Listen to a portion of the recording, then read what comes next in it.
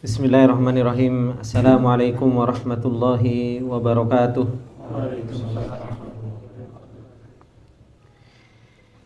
Innal hamdalillah nahmaduhu wa nasta'inuhu wa nastaghfiruh wa na'udzu billahi min syururi anfusina wa min sayyiati a'malina. May yahdihillahu fala mudhillalah wa may yudlil fala hadiyalah. Asyhadu an la ilaha illallah wahdahu la syarikalah wa asyhadu anna Muhammadan abduhu wa rasuluh. Salawatullahi wa salamuhu alaihi wa ala alihi wa sahbihi wa man tabi'ahum bi ihsanin ila yaumiddin. Ya ayyuhalladzina amanu taqullaha haqqa tuqatih wa la tamutunna illa wa antum muslimun. Ya ayyuhalladzina amanu taqullaha wa qulu qawlan sadida yuslih lakum a'malakum wa yaghfir lakum dhunubakum wa may yuti'illaha wa rasulahu faqad faza fawzan 'azima. Amma ba'du, fa inna asdaqal hadithi kitabullah wa khairal hadi hadi Muhammadin sallallahu alaihi wasallam wa syarrul umuri muhdatsatuha fa inna kulla muhdatsatin bid'ah wa kulla bid'atin dhalalah wa kulla dhalalatin finnar. Allahumma la ilma lana illa ma 'allamtana innaka antal alimul hakim. Allahumma arzuqna ilman nafi'an wa rizqan thayyiban wa amalan mutaqabbala. Allahumma 'allimna ma yanfa'una wa zidna ilma. Rabbi shrah li sadri wa yassir li amri wahlul 'uqdatam min lisani yafqahu qawli. Rabbi zidna ilma warzuqna fahma. Ikhwani wa akhwati fillah rahimani wa rahimakumullahu jami'an. Alhamdulillah, puji dan syukur kembali di kesempatan malam yang berbarokah ini untuk senantiasa kita panjatkan kepada Allah Subhanahu wa taala, yang dimana Allah Subhanahu wa taala tak henti-hentinya dan terus-menerus memberikan nikmatnya kepada kita. Nikmat yang Allah Subhanahu wa taala limpahkan kepada kita, yang mengharuskan kepada kita untuk senantiasa kita bersyukur. Yang Allah Subhanahu wa taala telah katakan, la in syakartum la azidannakum wa la in kafartum inna adzabi lasyadid.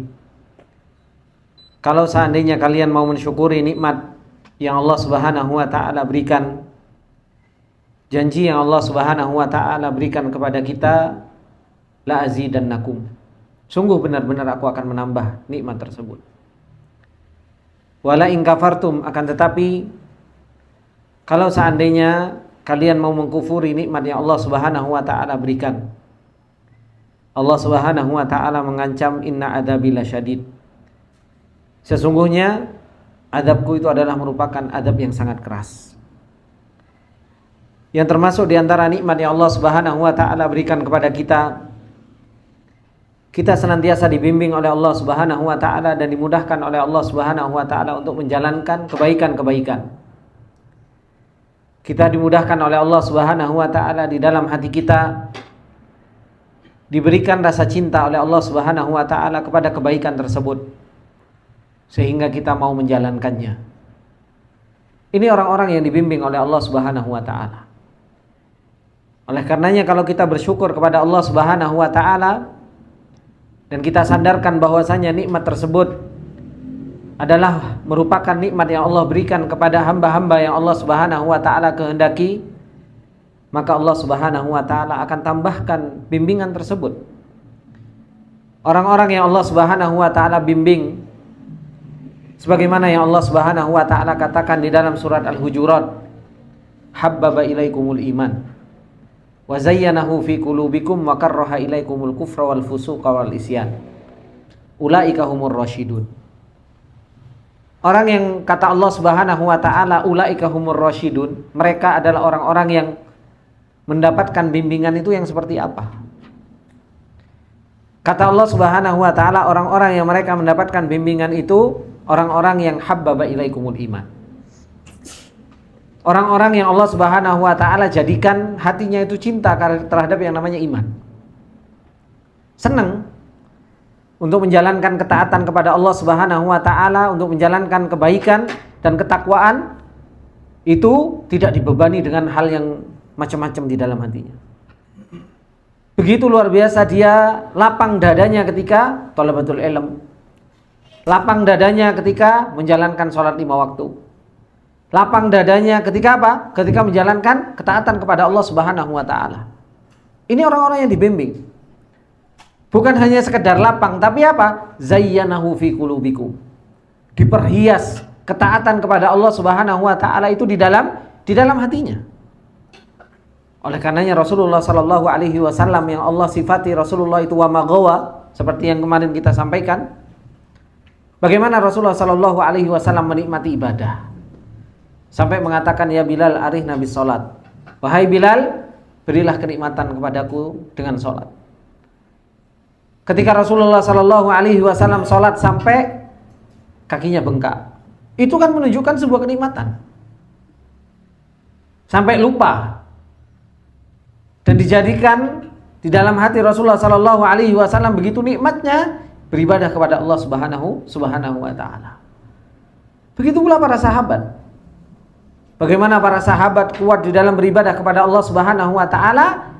Itu semua karena habbaba ilaikumul iman wa zayyanahu fi qulubikum.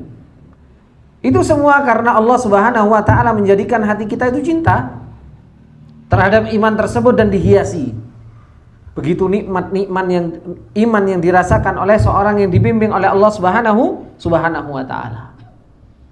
Dan sebaliknya, kata Allah, hatinya itu bukan hanya sekedar nikmat merasakan iman, tapi kata Allah Subhanahu wa taala, karroha ilaikumul kufra wal fusuqa wal isyan. Orang-orang yang dibimbing oleh Allah Subhanahu wa taala, mereka adalah orang-orang yang hatinya dibuat benci terhadap yang namanya maksiat, kekufuran, kefasikan. Ketika melihat ada sesuatu yang maksiat, hatinya merasa tidak nyaman. Ini yang Allah Subhanahu wa taala katakan tentang mereka, ulaika humur rasyiduna fadlan minallahi wa ni'mah wallahu alimun hakim. Ini adalah merupakan fadl, karunia yang Allah Subhanahu wa taala karuniakan. Kemudian Allah Subhanahu wa taala tutup dengan wallahu alimun hakim. Allah Maha tahu dan Allah Maha bijaksana. Kenapa Allah Subhanahu wa taala tutup ikhwan tentang bimbingan ini dengan kalimat Allah Subhanahu wa taala wallahu alimun hakim? Karena Allah Subhanahu wa taala mau membimbing seseorang itu, Allah Subhanahu wa taala Maha alim. Tahu siapa yang pantas untuk dibimbing oleh Allah Subhanahu wa taala, itu Allah Subhanahu wa taala Maha mengetahui. Karena Allah Subhanahu wa taala sebagaimana yang disebutkan oleh Rasulullah sallallahu alaihi wasallam, innallaha la yanzuru ila suwarikum wa la yanzuru ila amwalikum wa la yanzuru ila ajsadikum walakin yanzuru ila qulubikum. Allah itu enggak melihat harta kalian mau banyak mau sedikit. Badan kalian enggak dilihat oleh Allah mau besar mau kecil, mau cebol, mau tinggi, mau gemuk. Harta yang banyak mau sedikit, mau apa enggak dilihat oleh Allah Subhanahu wa taala. Tapi apa? Walakin yanzuru ila qulubikum. Dilihat oleh Allah Subhanahu wa taala hati kita. Pantas enggak seorang hamba ini dibimbing oleh Allah Subhanahu wa taala?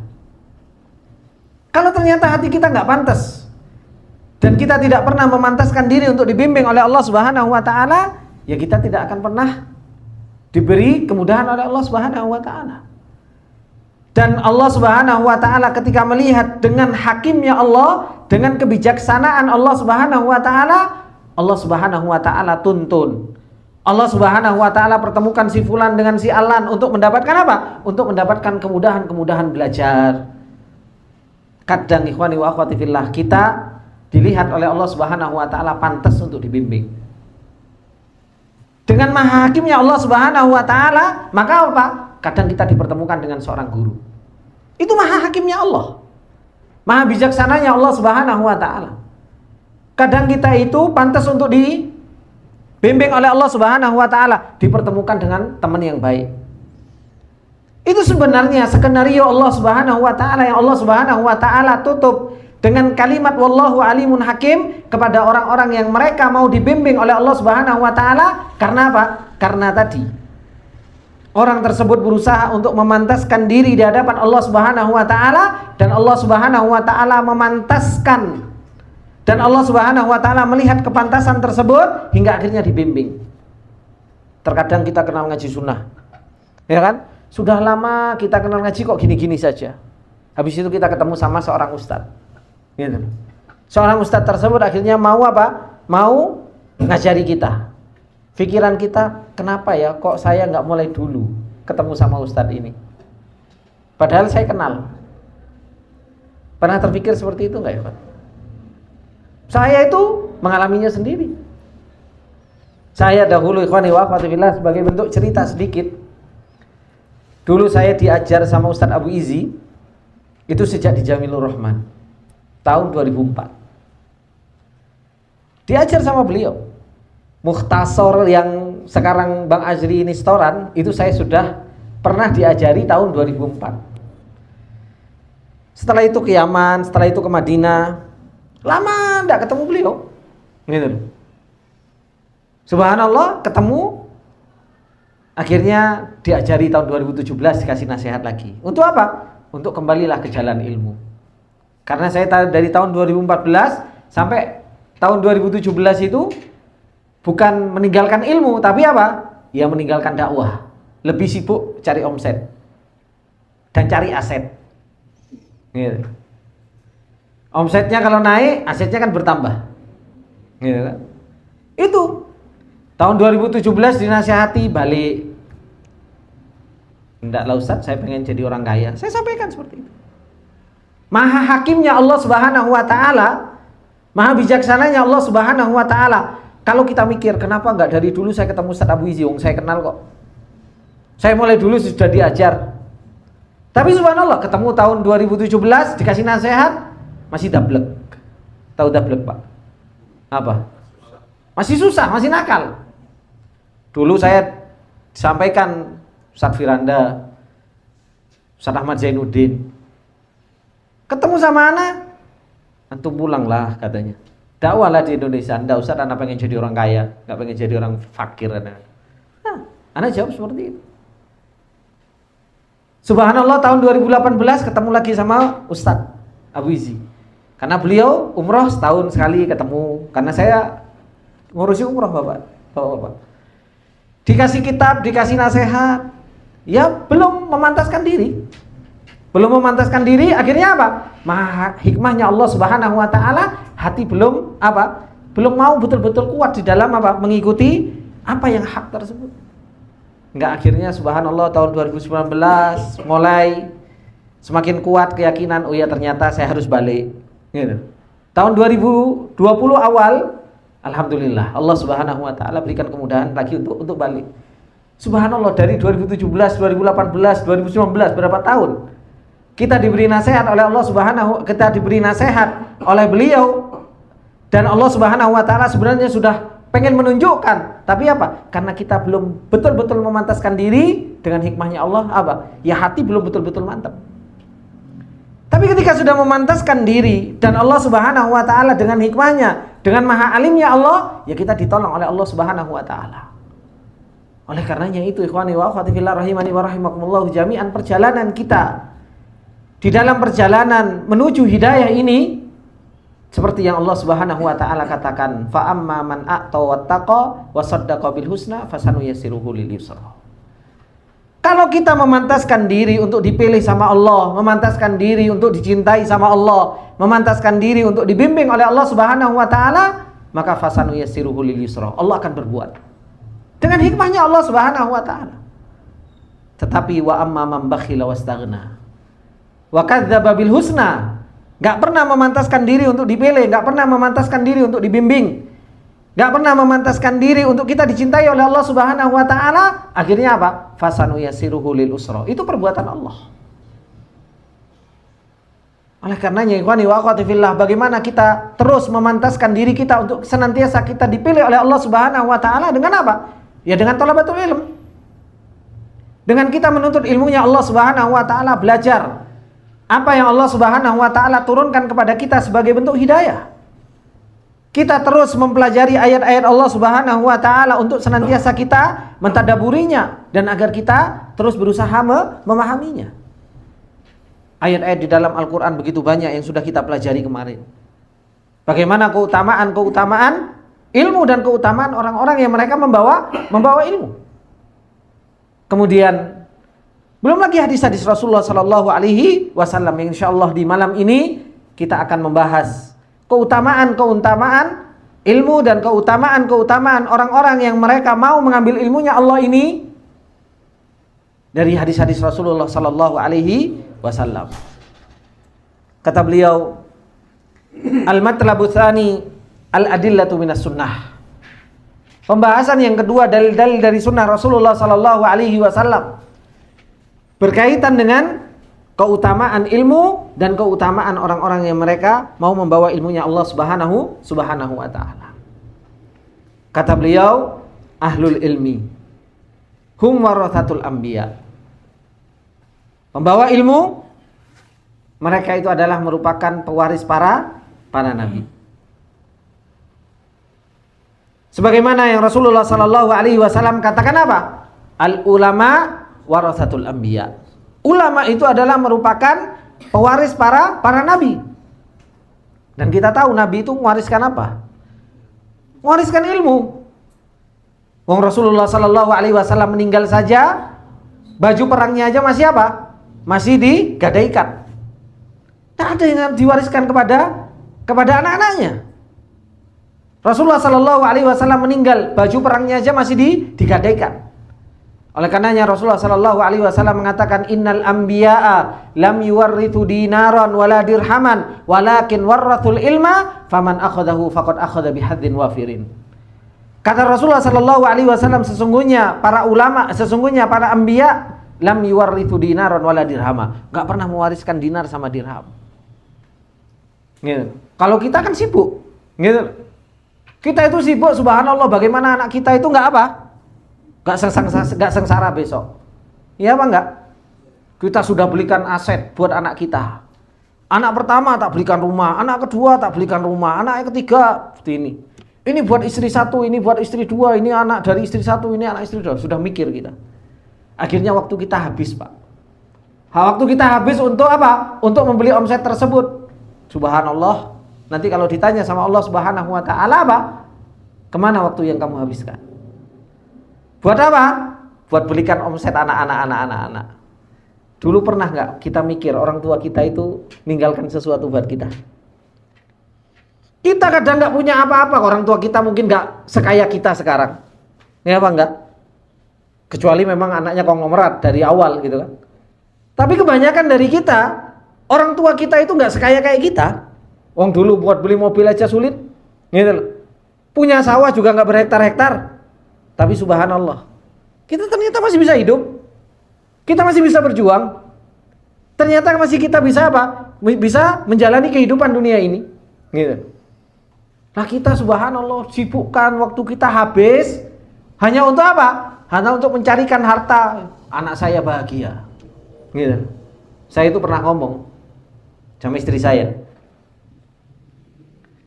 Dek, saya bilang, kalau mas mati duluan terus kamu gimana ya? Gitu. Saya mikir, anak banyak, kecil-kecil. Iya kan? Habis itu yang cariin kamu nafkah itu nanti siapa? Anak-anakku itu terus siapa yang mau ngasih makan? Pernah terpikir gitu enggak, Pak? Akhirnya satu jawaban dari istri saya, Pak, yang membuat saya itu agak sedikit tertampar. Bukan sedikit ya, banyak. Kata istri saya, "Mas," katanya, "kamu ini piye toh mas?" katanya. "Kamu ini gimana toh mas?" katanya. "Kamu itu kan sudah punya ilmu. Kalau rezeki saya, kamu mati, saya masih dikasih sama Allah rezekinya. Lah kamu, kalau mati, kamu bisa jawab gak kuburan itu?" katanya. Iya juga ya, ngapain terus saya mikir-mikir panjang-panjang gitu kan. Saya mikirin kamu rezekinya seperti apa, nanti kamu makannya seperti apa. Kamu gak pernah mikir gimana kamu nanti bisa jawab kuburan atau enggak. Lu itu jawaban sedikit, tapi apa? Nyelekit juga ke hati saya, gitu. Wah ini kayaknya istriku ini nggak cinta sama saya mikir gitu kan. Habis itu saya tanya, terus kalau mas mati, kamu kira-kira nikah lagi nggak? Ya nikah lagi ngapain mikir panjang-panjang? Ya nikah lagi lah katanya. Gitu ya. Iyalah katanya. Kalau saya mau nikah lagi itu nunggu kamu mati katanya. Lah kamu, saya masih hidup aja kamu nikah lagi ya. Oh iya bener juga aku bilang gitu. Loh ini. Nah ini menunjukkan apa? Bahwasanya apa? Kita ini subhanallah habis waktu kita untuk apa? Untuk mencari dunia. Talabatul ilm, begitu kita tinggalkan. Rasulullah Sallallahu Alaihi Wasallam ketika tidak meninggalkan sesuatu kecuali apa? Kecuali ilmu, diwariskan kepada orang-orang yang mau mewariskan. Oleh karenanya ketika Rasulullah Sallallahu Alaihi Wasallam mengatakan innal anbiya lam yuwarithu dinaran wala dirhaman walakin warathul ilm. Nabi itu mewariskan ilmu. Faman akhadahu, maka barang siapa yang mengambil ilmu warisan Rasul ini, faqad akhadha bihadin wafirin. Dia telah mengambil bagian yang begitu banyak. Dia betul-betul mengambil warisan yang melimpah. Dia mendapatkan harta yang begitu besarnya. Maka kata beliau, fallahu subhanahu wa ta'ala ja'alal ulama wukala wa umana ala dinihi. Allah subhanahu wa ta'ala telah menjadikan para ulama pembawa ilmu, para penuntut ilmu ini sebagai apa? Wukala wa umana. Mereka ini penerusnya para nabi. Kalau kita mau menuntut ilmu, kita itu menjadi apa? Perwakilan para nabi untuk menyampaikan al-haq. Gimana? Kita bukan jadi penerusnya presiden, enggak. Tapi apa? Penerusnya para nabi ini. Penerusnya para anbiya. Yang dimana kita harus menunaikan amanah untuk menjaga agama yang Allah subhanahu wa ta'ala turunkan kepada kita. Menjaga wahyunya, wa wahyihi wartidahum lihifdihi wal qiyami bihi wadzabbi anhu.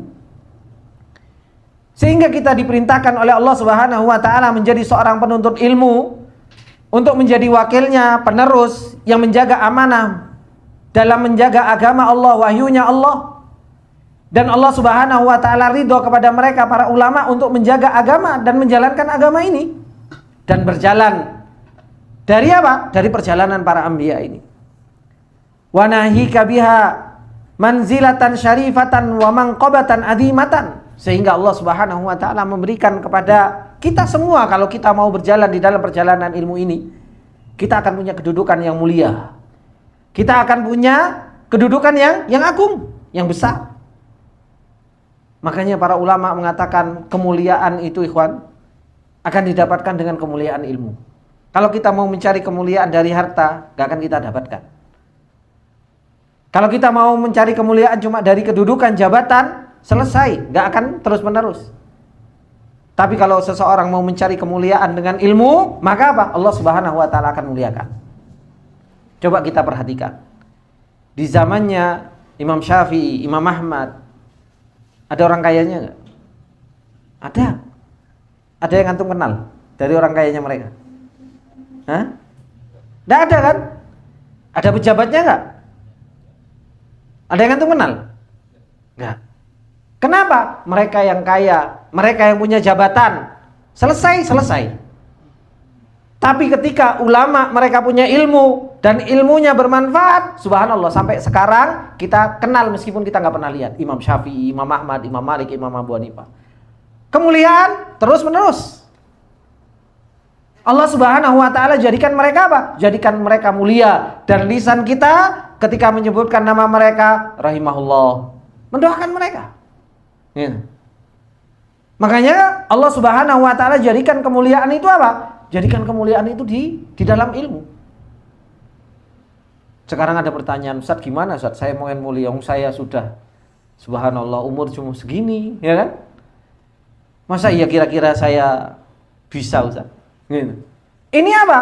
Ini suudzon sama Allah subhanahu wa ta'ala. Belum apa-apa, sudah suudzon sama Allah. Berburuk sangka sama Allah. Padahal Allah subhanahu wa ta'ala mengatakan wa makana ata'u rabbika mahdura. Allah itu gak ada sesuatu yang mustahil bagi Allah. Abu Hurairah ketemu Rasulullah berapa lama? Dibandingkan dengan para sahabat yang lain, Abu Hurairah termasuk diantara yang akhir-akhir ketemu Rasulullah. Tapi subhanallah, Allah jadikan Abu Hurairah yang umurnya juga ketemu Rasulullah tidak muda, termasuk di antara yang paling banyak meriwayatkan hadis. Itu Abu Hurairah. Dari 7 sahabat yang paling banyak meriwayatkan hadis itu Abu Hurairah. Imam Al-Kisai rahimahullahu taala, Imam Al-Kisai. Tahu Pak Imam Al-Kisai, Pak? Hah? Tahu nggak? Iya, belum pernah ketemu kan? Iya, nggak ketemu juga. Cuma namanya sering kan? Imam Al-Kisai rahimahullahu taala itu baru mulai belajar umur berapa, Pak? 40 tahun. Dan itu pun karena tersinggung. Ketika makan, ya kan? Habis itu istrinya ngomong sama anaknya, "Kamu itu boya belajar yang pintar." Gitu loh. Supaya apa? Supaya kamu itu jadi orang, enggak jadi pengembala kambing. Subhanallah, Imam Al-Kisai ini memang kerjaannya pengembala kambing. Ya kan? Besarin kambing dijual, Dan banyak kambingnya. Kata Imam Al-Kisai, "Ya Allah, sampai kebodohan saja itu kok kok dicontohkannya kepadaku? Apa iya beneran aku ini orang paling bodoh?" katanya Imam Al-Kisai. Umur 40 tahun. Kata beliau, langsung apa? Tak jual kambing-kambingku, tak buat belajar. Dijual sama beliau, dijual kambing-kambingnya buat belajar. Belajar apa? Belajar nahwu shorof. Belajar nahwu shorof. Ketika belajar sulit, tidak ketemu, sulit, sempat putus asa, hingga akhirnya Allah Subhanahu wa taala melihat kejujuran, ditolong sama Allah Subhanahu wa taala, jadi imam qurra, jadi imam lughah. Coba. Bukan sesuatu yang mustahil, apalagi yang masih muda-muda. Gitu loh. Bang Al masih gagah, ganteng gitu kan. Abang Azri, ini yang masih muda-muda ini, umur juga belum mencapai 40 tahun gitu. Harusnya apa? Ya harusnya bukan suatu halangan. Umur itu hanya sekedar angka, ikhwan. Gitu. Yang paling penting itu apa? Semangat di dalam diri. Gitu. Meskipun yang muda, kalau nggak ada semangatnya, ya nggak belajar. Tapi kalau tua, umurnya itu tua, tapi mau belajar, ya subhanallah, dia akan terus belajar. Sudah banyak contohnya. Nih, tanya sama Bang Azri, bagaimana orang tua-tua di Semarang, mereka juga tetap belajar apa? Nahwu shorof. Yang paling tua di Saung Belajar Imam Ahmad Bekasi itu setoran bahasa Arab itu 73, Pak. Itu pagi setoran datang, meskipun belepotan belajar. Gitu. Karena apa? Kita untuk urusan paham nggak paham, untuk urusan nanti dia pinter nggak pinter, itu bukan urusan kamu. Itu urusan Allah Subhanahu wa taala, karena Allah mengatakan apa? Wa 'allamaka ma lam takun ta'lam. Allah yang ngajari. Allah yang mengatakan apa? Fafahamnaha Sulaiman. Allah yang ngasih paham. Tugas kita apa? Tugas kita menuntut ilmu. Tugas kita belajar. Itu tugas kita. Urusan paham, saya belajar Ustaz, tapi saya kok nggak paham-paham. Ya biarin, paham itu urusannya Allah kok. Karena ketika kita paham, ketika kita mudeng, itu apa? Itu Allah yang ngasih paham. Itu Allah yang ngasih apa? Yang mengajari. Bukan wilayah kita. Wilayah kita itu apa? Belajar. Wilayah kita apa? Menuntut ilmu. Wilayah kita apa? Ngapal. Wilayah kita apa? Hadir di majelis ilmu. Itu wilayah kita. Wilayahnya Allah Subhanahu wa taala ngasih paham. Wilayahnya Allah apa? Memberikan nur di dalam hati kita sehingga mudah untuk memahami Al-Qur'an, memahami hadis Rasulullah sallallahu alaihi wasallam. Sehingga kita itu enggak sibuk mikiri wilayahnya Allah, tapi kita tinggalkan wilayah kita. Ya kan?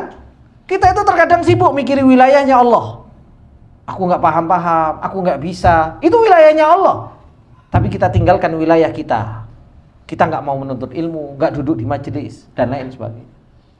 Maka ini yang beliau katakan bahwasanya al ulama itu warasatul anbiya. Ulama itu adalah merupakan penerusnya para nabi. Yang dimana kita ini berusaha untuk apa? Untuk berjalan di dalam perjalanan ini, kawan. Imam Ibnul Qayyim rahimahullah ta'ala ketika menjelaskan hadis ini, apa kata beliau? Qala al-Imam Ibnul Qayyim rahimahullah ta'ala qauluhu innal ulama'a warasatul anbiya. Ulama itu adalah merupakan pewaris para nabi. Kata beliau, hadza min a'dhamil manaqibi. Ini adalah merupakan kedudukan yang paling agung li ahlil ilmi. Bagi apa? Bagi mereka yang membawa ilmu. Kenapa? Fa innal anbiya'a khairu khalqillah. Karena sesungguhnya anbiya, para nabi itu sebaik-baik makhluknya Allah. Para nabi itu sebaik-baik makhluknya Allah. Fawarathatuhum khairul khalqi ba'dahum. Maka pewarisnya itu adalah merupakan sebaik-baik makhluk setelahnya. Kalau Nabi itu adalah sebaik-baik makhluk, yang mewarisi Nabi itu apa? Ya sebaik-baik makhluk setelah Nabi. Dan ini yang kita inginkan. Walamma kana kullu mauruthin yantakilu mirathahu ila warathatihi idhumul ladina yakumuna maqamahu min ba'dihi. Kata beliau, maka tatkala setiap yang diwarisi akan senantiasa pindah warisan tersebut kepada apa? Yang mewarisi, maaf. Maka tatkala yang mewariskan itu senantiasa pindah warisan tersebut kepada orang yang mewarisi, maka apa? Maka orang yang mewarisi tersebut itu menduduki kedudukan yang diwarisi. Gitu. Anak mewarisi bapaknya. Maka apa? Anak tersebut menduduki kedudukan apa? Kedudukan bapaknya. Ketika seorang pembawa ilmu, penuntut ilmu, dia mewarisi Rasul, mewarisi Nabi, maka apa? Pembawa ilmu ini akan menduduki kedudukan Nabi. Walam yakun ba'dar rusuli man yakumu maqamahum fit tablighi ma arsalu bihi illal ulama. Maka tidak ada setelah para rasul ini yang menduduki kedudukan di dalam menyampaikan apa yang Allah Subhanahu wa taala utus dengannya, kecuali siapa? Kecuali para ulama ini. Maka kata beliau, kanu ahaqqan nasi bimiratihim. Maka mereka itu adalah merupakan yang paling berhak dengan apa? Dengan warisan para rasul. Kemudian kata beliau, wa fi hadza tanbihun ala annahum aqrabun nasi ilaihim. Ini menunjukkan bahwasanya apa? Mereka para ulama ini adalah orang yang paling dekat kepada siapa? Kepada Rasulullah sallallahu alaihi wasallam.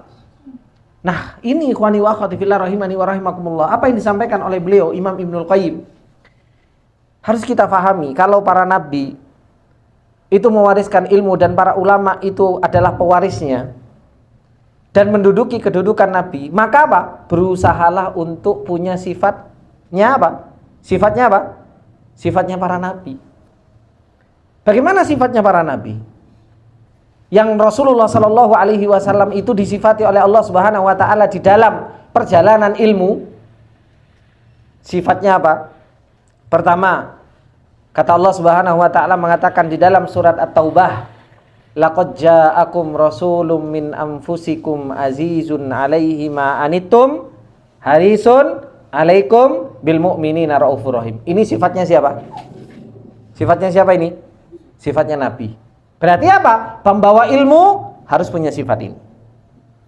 Thalabatul ilmi, pembawa ilmu harus punya sifat ini. Kenapa? Karena dia yang meneruskan. Apa sifatnya Rasul? Kata Allah apa? Laqad ja'akum rasulun min anfusikum. Telah datang kepada kalian seorang Rasul. Yang seorang Rasul ini pembawa ilmu. Seorang Rasul ini seorang guru. Seorang Rasul ini mendapatkan amanah dari Allah Subhanahu wa taala. Sifat yang paling pertama apa? Min anfusikum. Apa artinya min anfusikum, Pak? Hah? Dari jenis kalian. Hikmahnya apa? Kenapa Rasul itu diutus oleh Allah Subhanahu wa taala dari jenis manusia, Pak? Ada yang tahu hikmahnya kenapa? Apa Bu David? Coba kalau Rasulnya dari jin, bisa untuk belajar? Tidak bisa kan? Makanya hikmah Allah Subhanahu wa taala mengutus seorang Rasul ini dari kalangan diri kalian, kata Syekh Sa'di rahimahullahu taala, termasuk di antara hikmahnya dan disebutkan oleh Imam Ibnu Katsir rahimahullahu taala, supaya apa? Supaya ada komunikasi. Liukhatibuhum, supaya bisa tanya. Seorang guru tanya sama muridnya, seorang pembawa ilmu dia tanya kepada yang lainnya. Kemudian apa? Ya'rifu ahwalahum, supaya tahu keadaannya. Makanya antara seorang guru sama murid itu harus tahu keadaannya. Ini hikmah min anfusihim. Kalau seorang guru kok nggak tahu muridnya, bagaimana bisa ngobati penyakitnya? Ya kan? Betapa banyak, subhanallah, sekarang pembawa ilmu luar biasa pagarnya. Yang ada istilah apa? Ring 1, ring 2, ring 3, ring 4, sama ring gigi. Gitu. Terus gimana umat ini mau ketemu sama seorang ahlul ilmi? Rasulullah Sallallahu Alaihi Wasallam mencontohkan kepada kita bagaimana Rasulullah Sallallahu Alaihi Wasallam dengan para sahabat. Duduk, ya kan? Bersama para sahabat. Kadang duduk-duduk dipanggil sama orang Badui. Wahai Muhammad, coba. Begitu mudahnya orang itu ketemu sama Rasulullah Sallallahu Alaihi Wasallam. Tidak dijaga kanan kiri, depan belakang. Gitu. Rasulullah Sallallahu Alaihi Wasallam sebagaimana disebutkan di dalam Syama'il Muhammadiyah, Rasulullah Sallallahu Alaihi Wasallam itu jalan-jalan ke pasar, ngelihat keadaan apa? Ngelihat keadaan umatnya, ngelihat keadaan orang-orang yang mau diajari. Ini loh halal, ini haram, ini riba, ini nggak boleh. Subhanallah, guru terus duduk terus, gitu loh. Mau ketemu janjian, angel, sulit, ya kan? Harus izin sama ring 1, ring 2, gitu kan? Kadang nunggu setengah jam. Loh ini mana min anfusihimnya mana? Katanya warasatul anbiya. Katanya apa? Penerusnya para nabi. Mau ketemu sama mat'u aja, mau ketemu sama umat, begitu sulitnya. Coba. Ini realita yang ada. Makanya Rasulullah Sallallahu Alaihi Wasallam disifati oleh Allah Subhanahu Wa Taala min anfusihim. Ini sifat dari jenis kalian supaya apa? Supaya kalian itu bisa ngobrol. Supaya seorang guru itu tahu problem murid-muridnya. Supaya seorang guru itu bisa ngasih jalan keluar ketika seorang murid itu apa? Bermasalah. Gitu. Maka ini hikmah yang pertama yang Allah Subhanahu Wa Taala katakan tentang sifat Rasul min anfusihim. Kemudian apa? Laqad ja'akum rasulun min anfusikum. Sifat yang kedua, azizun 'alaihi ma anittum. Gitu. Seorang guru ini harus punya aziz, merasa berat apa yang menimpa kalian.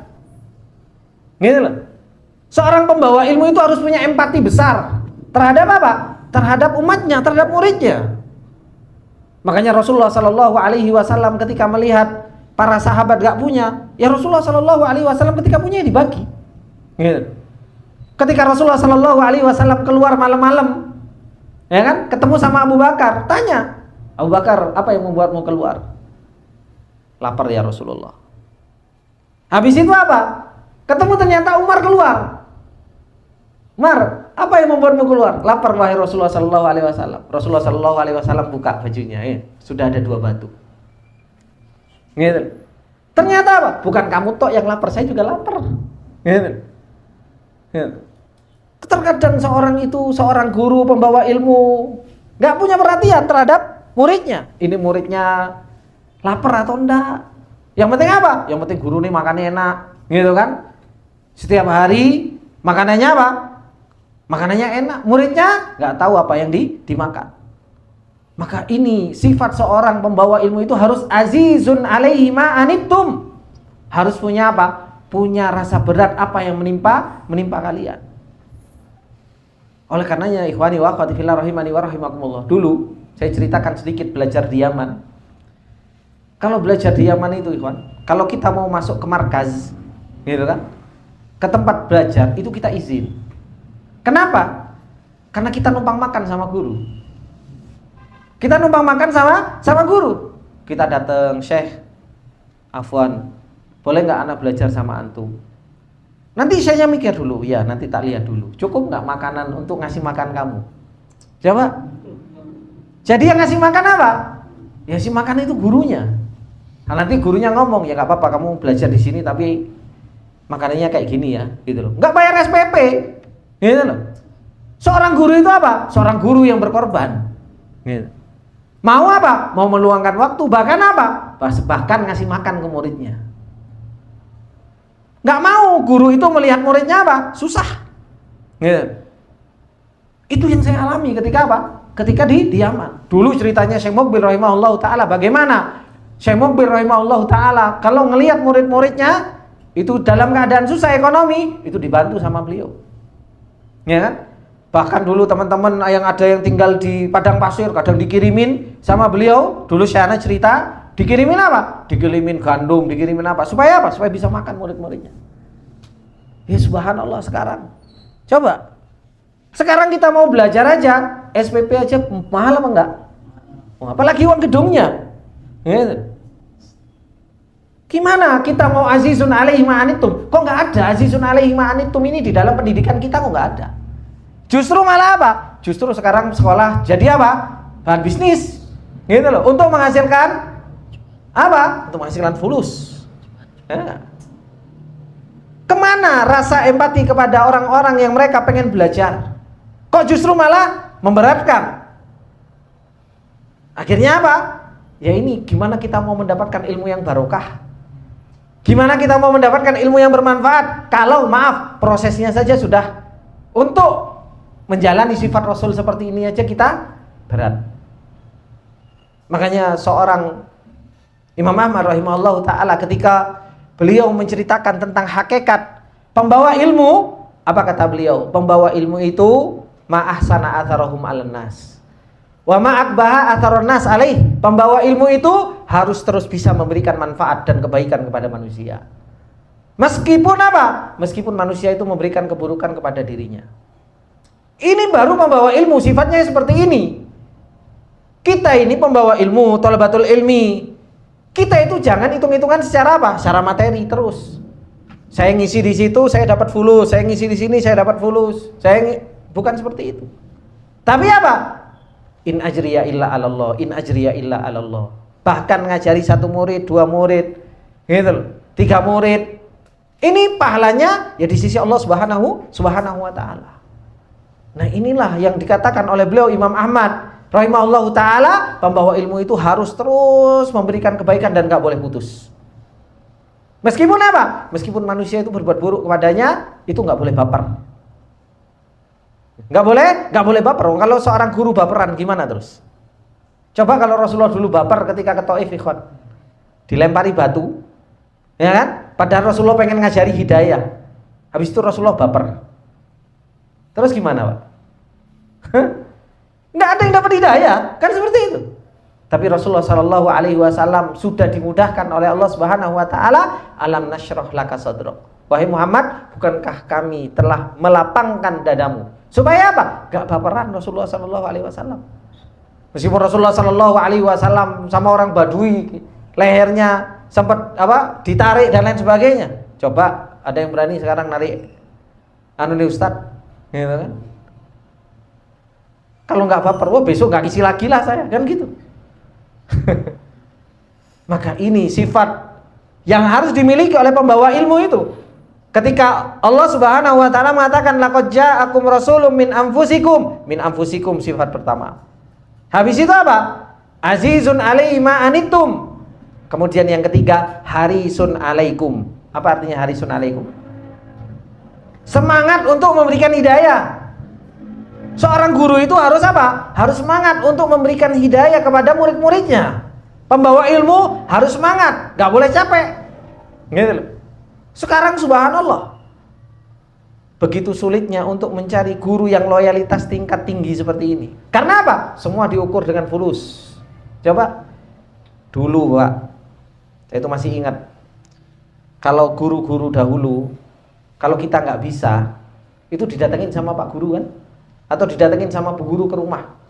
Karena saya pernah didatengin sama Bu Guru, datang ke rumah, ngomong sama kakak saya pas waktu itu. Bu, ini anaknya kurang bisa matematika, Ibu. Gitu. Terus gimana? Anaknya tak ajari ya, tapi di luar kelas. Minta bayaran? Enggak, kenapa? Harisun 'alaikum. Coba kalau sekarang guru-guru sekolah dan lain sebagainya, ada tambahan jam belajar. Ada yang mau gratisan? Hah? Nggak ada. Hitung-hitungannya apa? Hitung-hitungannya fulus. Kan seperti itu. Hitung-hitungannya 1 jamnya berapa. Ini sudah menunjukkan harisun 'alaikumnya itu sudah lemah. Min anfusikumnya lemah. Azizun 'alaihi ma anitumnya lemah. Harisun Laqad ja'akum rasulun min anfusikum azizan 'alaihi ma anittum harisun 'alaikumnya lemah. Maka gimana seseorang itu mau kuat di dalam perjalanan ilmu kalau sifat-sifat pembawa ilmunya sendiri saja lemah? Oleh karenanya para ulama ketika menjelaskan tentang perjalanan ilmu ini, yang dibicarakan itu bukan apa? Bukan hanya sekedar yang menuntut ilmu, tapi yang dibicarakan itu apa? Ya pembawa ilmunya. Karena al-alimu wat talibu yastarikani fil ilm. Ini kerjasama, harus kerjasama. Muridnya harus ikhlas, gurunya ikhlas. Muridnya berjuang, gurunya juga harus berjuang. Ketika murid ikhlas, guru nggak ikhlas, sulit untuk mencapai apa? Sulit untuk mencapai ilmu yang nafi. Ketika gurunya berjuang, muridnya nggak berjuang, juga sulit. Makanya apa? Guru harus ikhlas, murid ikhlas. Guru berjuang, murid berjuang. Yastarikan, berjalan bareng, baru di situ akan apa? Akan didapatkan ilmu yang bermanfaat tadi. Ini prosesnya itu harus terus. Makanya apa? Nanti di dalam adab thalabatul ilm itu ada yang namanya apa? Ikhtiyarus syuyukh. Harus milih guru itu harus penting, Pak. Itu diantara adab menuntut ilmu. Karena kita melihat ini guru ini tenanan atau enggak ya? Ini guru ini punya sifat min anfusikum, punya sifat azizun 'alaihi ma anittum, punya sifat harisun 'alaikum, punya sifat ini enggak? Maka ini yang dibicarakan oleh Allah Subhanahu wa taala tentang apa? Tentang sifat pembawa ilmu. Oleh karenanya ketika beliau mengatakan wa fi hadza tanbihun, ini sebuah perhatian yang harus kita perhatikan. Ala annahum aqrabun nas, bahwasanya pembawa ilmu ini adalah orang yang paling dekat ilaihim, kepada para anbiya ini. Sehingga kedekatan tersebut harus apa? Harus betul-betul yaqumu maqamahum. Harus betul-betul berusaha untuk menduduki kedudukan siapa? Para anbiya. Meskipun itu angel, sulit. Tapi apa? Saddidu wa qarribu. Saddidu wa qarribu. Terus berusaha dan terus mendekat. Terus berjuang supaya apa? Supaya bisa seperti Rasul tersebut. Kemudian sifat Rasulullah sallallahu alaihi wasallam yang keempat, harisun 'alaikum bil mu'minina raufur rahim. Harus punya kasih sayang. Kalau seorang muallim, kalau seorang pengajar itu nggak punya kasih sayang kepada murid, susah. Makanya Allah Subhanahu wa taala ketika membicarakan di dalam surat Ar-Rahman, Allah Subhanahu wa taala pilih nama Ar-Rahman. Ar-Rahman. Terus apa? 'Allamal Qur'an. Ketika Allah membicarakan tentang taklim, membicarakan tentang pengajaran, Allah Subhanahu wa taala memilih nama Ar-Rahman. Kenapa? Karena pengajaran ini harus dilandasi dengan apa? Dengan kasih sayang. Dan itu yang Rasulullah sallallahu alaihi wasallam miliki, bil mu'minina raufur rahim. Maka ini sifat ikhwani wa akhwati fillah yang harus dimiliki oleh siapa? Oleh mereka para pembawa ilmu, oleh mereka para penuntut ilmu. Gitu. Kemudian itu dari satu ayat. Belum ayat yang lain tentang sifat Rasulullah sallallahu alaihi wasallam yang Allah katakan di dalam surat Al-Imran. Bagaimana perjalanan ilmu yang Rasulullah sallallahu alaihi wasallam mengatakan innal ulama warathatul anbiya ini? Ketika Allah mengatakan apa? Laqad mannallahu 'alal mu'minin idz ba'atha fihim rasulan min anfusihim yatlu 'alaihim ayatihi wa yuzakkihim wa yu'allimuhumul kitaba wal hikmah. Ada 3 di sini.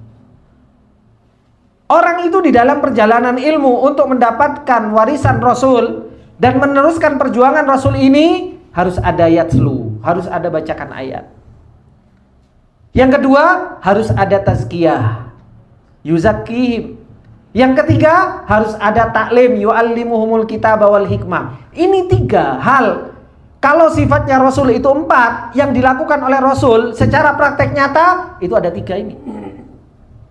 Ada apa? Dibacakan ayat, diperdengarkan ayat. Kemudian apa? Ada taklim. Bukan cuma kajian lepas. Kenapa? Kajian lepas itu membacakan ayat. Kalau taklim itu apa? Ngajari. Kadang harus dikampleng, plak muridnya. Bukan seperti itu cara setoran. Gitu. Bukan seperti itu.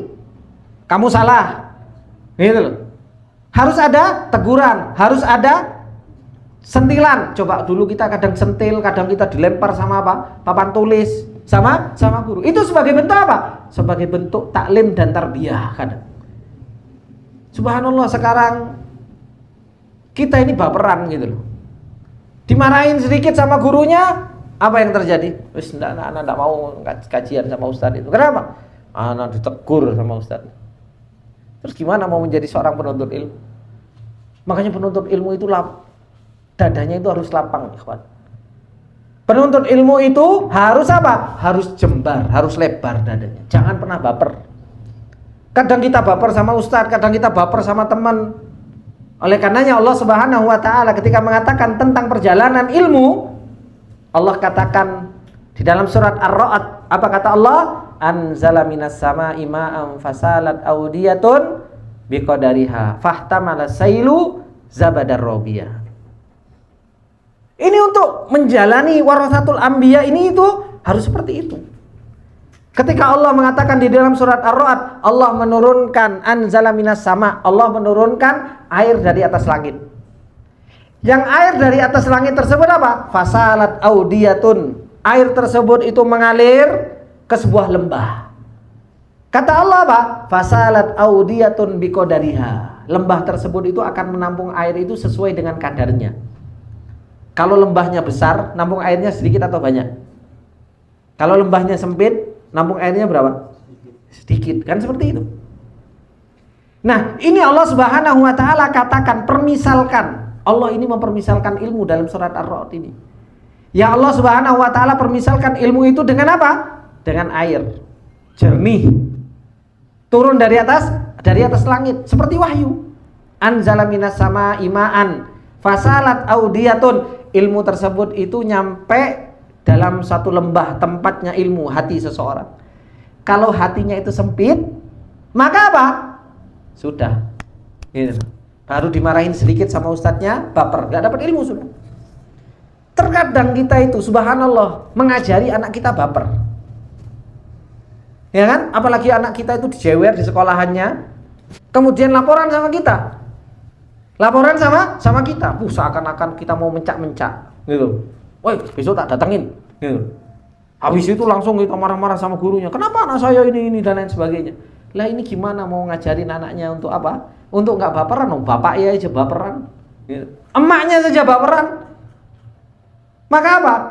Ketika ada laporan dari anaknya, coba kita jelaskan terlebih dahulu. Kenapa kamu yang nakal gitu loh. Habis itu kita lapangkan dadanya. Nggak apa-apa, laki-laki harus kuat gitu. Dan dulu orang tua kita bagaimana mengajari kita nggak baperan?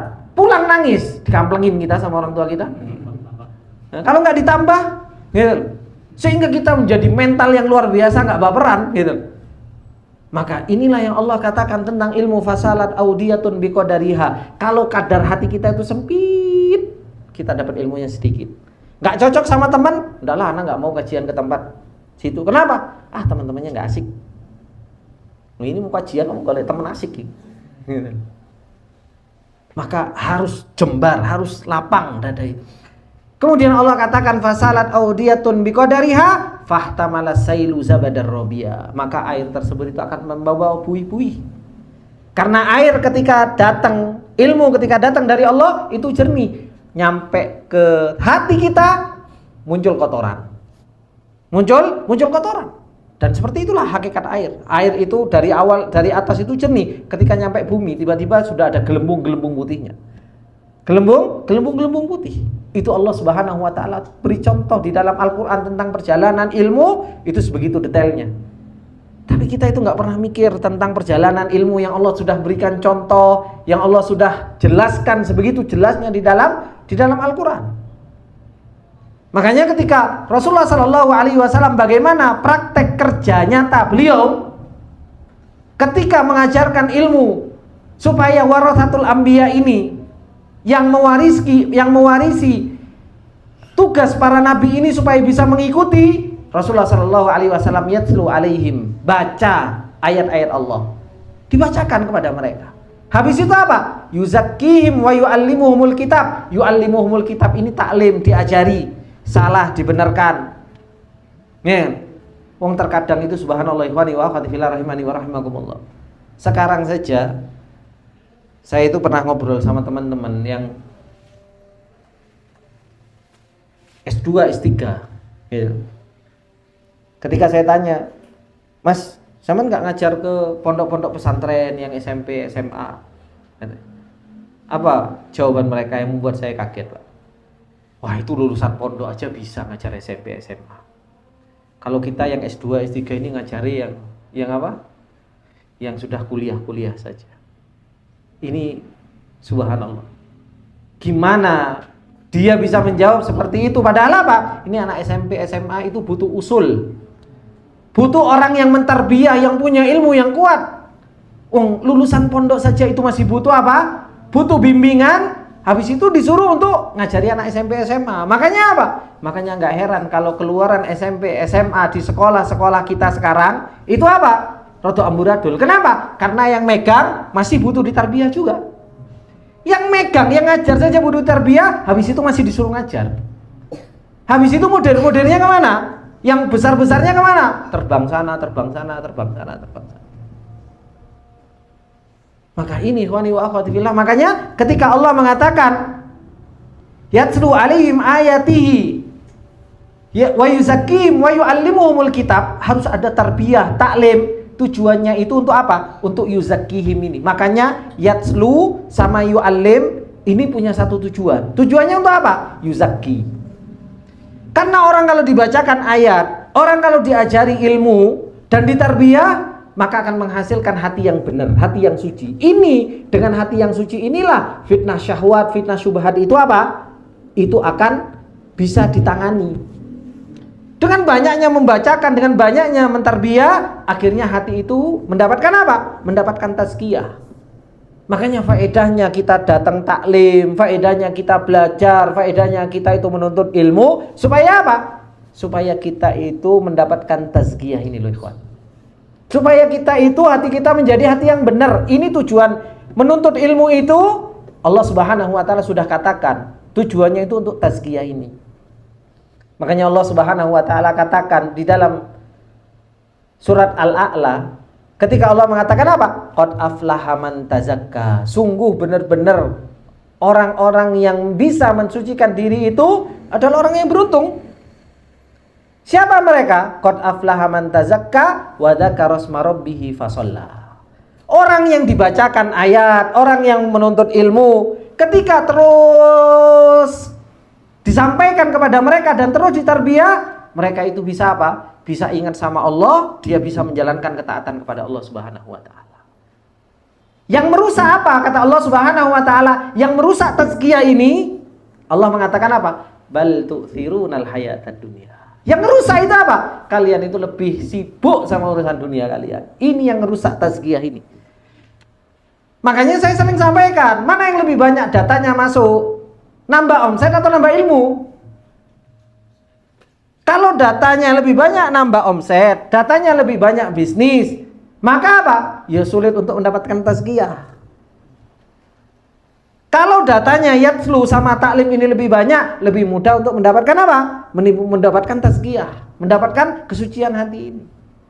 Gitu. Tapi kan Allah Subhanahu wa taala mengatakan wala tansana bisibaka minad dunya, Ustaz. Wah, ini syubhat lagi. Ya. Wala tansa nasibaka minad dunya, gitu kan. Ini perkataan benar, cuma yang diinginkan kok batil. Gitu. Itu Allah Subhanahu wa taala mengatakan kepada para sahabat, wabtaghi fima ataqallahu wad-darul akhirah wala tansa nasibaka minad dunya. Ini para sahabat itu sudah enggak mau dunia blas, enggak mau.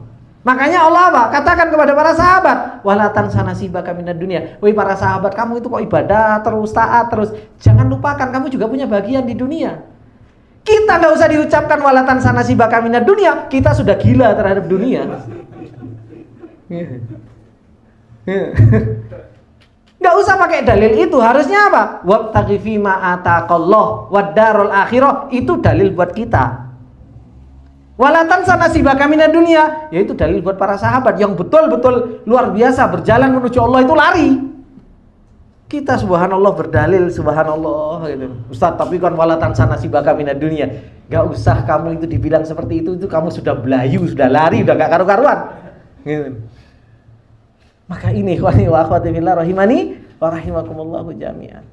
Kita ini mau menjadi warasatul anbiya. Kita ini mau menjadi pewarisnya para nabi.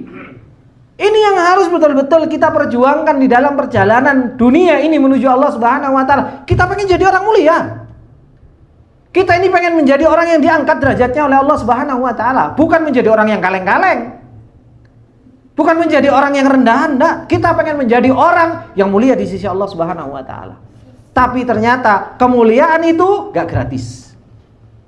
Untuk kita diangkat derajatnya oleh Allah Subhanahu wa taala itu butuh pengorbanan. Dengan apa? Mujahadah fisabilillah. Bersungguh-sungguh di jalan Allah Subhanahu wa taala. Dan bagaimana kita berjalan meniti perjalanan para anbiya. Supaya apa? Kita ini pewarisnya mereka. Kita ini yang akan meneruskan perjuangan mereka. Maka ini yang dikatakan oleh beliau, fa innal miratha innama yakunu li aqrabin nasi ilal mauruth. Yang namanya mewarisi, pewaris itu adalah orang yang paling dekat kepada yang diwarisi. Dari sisi sifatnya, dari sisi perjuangannya, ya kan? Dari sisi pengorbanannya, harus yang paling dekat. Kemudian kata beliau, wa hadza kama annahu thabitun fi mirathid dinari wad dirham. Fakadzalika huwa fi mirathin nubuwati wallahu yakhtassu bi rahmatihi man yasha. Sebagaimana ini juga tetap gitu. Yang mewarisi dunia terhadap yang diwarisi itu juga sama. Coba kalau antum punya anak 3 coba, laki-laki. Yang satu pinter bisnis, yang satu biasa-biasa saja, yang satu lebih blow on lagi, lebih on lagi. Habis itu antum punya bisnis yang luar biasa. Kira-kira antum mau kasihkan ke paling on atau yang paling menguasai bisnis? Nah, yang paling menguasai bisnis. Kenapa? Karena dia kayaknya ini lebih cocok. Otaknya hampir sama kayak saya, lebih nyambung, ya kan? Otaknya lebih nyambung, makanya apa? Udah tak kasihkan dia. Yang lainnya kamu yang tanggung ya adik-adikmu. Kan gitu. Kenapa? Karena lebih dekat. Begitu pula di dalam warisan nubuwah ini juga seperti itu. Ketika kita pengen mewarisi ilmunya Rasulullah Sallallahu Alaihi Wasallam, maka apa? Perjuangannya itu harus sama. Sifatnya harus sama.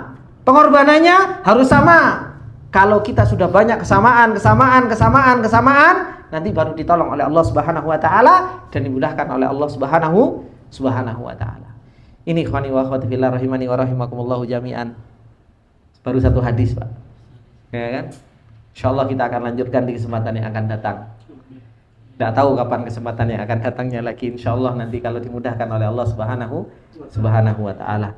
Semoga sedikit ini bermanfaat buat kita semua. Apabila ada benarnya itu datangnya semata-mata dari Allah. Apabila ada salahnya datangnya dari saya pribadi, dan saya minta maaf atas segala kesalahan dan khilafan. Semoga Allah Subhanahu wa taala senantiasa memberikan kepada kita ilmu yang bermanfaat, dan semoga Allah Subhanahu wa taala menjadikan hati kita menjadi hati yang khusyuk, sehingga apa yang telah kita pelajari ini menjadi penolong nanti di hadapan Allah Subhanahu wa taala.